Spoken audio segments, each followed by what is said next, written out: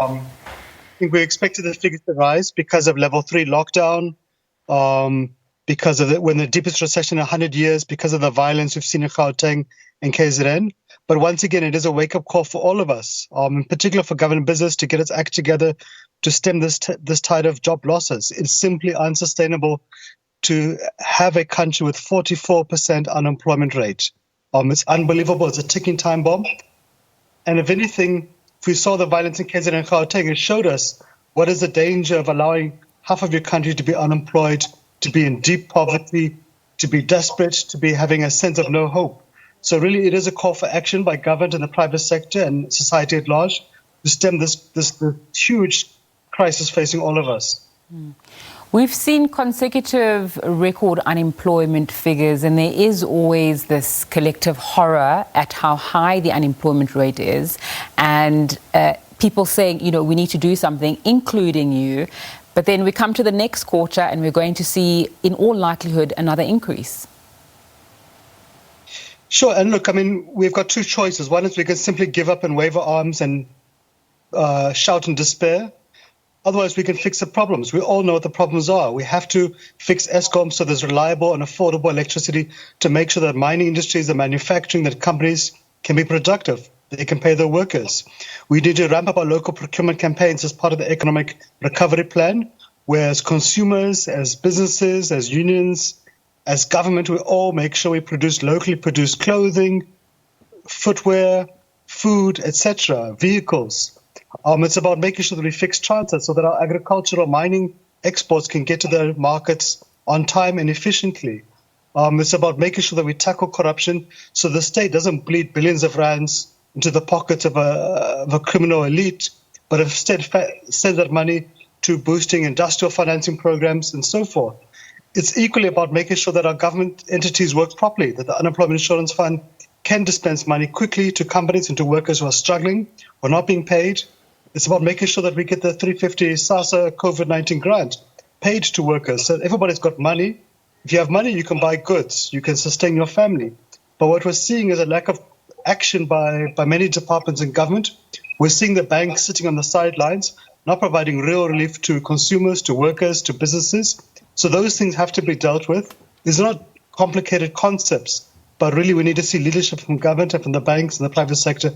Otherwise, it's, as you're saying, it's going to get worse. And one day we're going to hit beyond 50%, and one day you're going to find it won't just be violence erupting in KZN or Gauteng, but across the country. Mm-hmm. There is a sense that the issue of unemployment in South Africa is perhaps maybe larger than some of the initiatives that you've spoken about. It's larger than government departments coordinating and the like. There's a systemic problem. And I'm saying this because one of the things that Statistics South Africa says is the unemployment rate among Black African women was 41.0% during this period, compared to 8.2% among white women, 22.4% among Indian Asian women, and 29.9% among so-called coloured women. So it's almost as though there are factors larger than government departments not working. There are historical factors to our unemployment rate that impact people according to their race and their gender.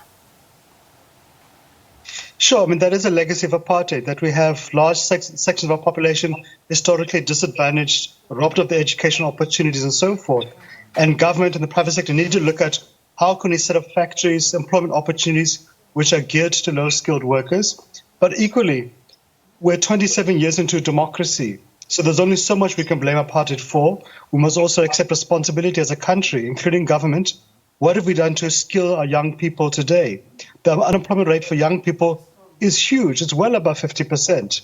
Those are people born after 1994. So what are we doing to skill them properly so they have the necessary skills that of a company's need today, but also the company's need tomorrow? It's unbelievable that we have a shortage of long-distance truck drivers in South Africa. We have a shortage of plumbers, of artisans, of bricklayers, etc. These are easily producible skills. At the same time, we spend billions of rands of workers' contributions on the SETAs, the training authorities. Many of it goes to providing very suspect skills. Often the money is just simply looted by corrupt individuals providing bogus training opportunities, but it's not geared to the training needs of a company of today and tomorrow. We're seeing now in the COVID-19 many workers in low-skilled work and white-collar work will increasingly be automated. What are we doing to counteract that, to find what are the new economic opportunities that are available to us? There are niche industries, whether it's in renewable energy, whether it's in the teleconference center industry, and so forth. But we're not grabbing it. Instead, we find ourselves sitting back and complaining, but not looking for real opportunities. There are opportunities available. It just requires a bit of political will and a bit of agility and creativity from government and from the private sector. Cosatu's Deputy Parliamentary Coordinator, Matthew Parks, thanks so much for your time and insight into those labour figures that have just been announced there. Staying with figures,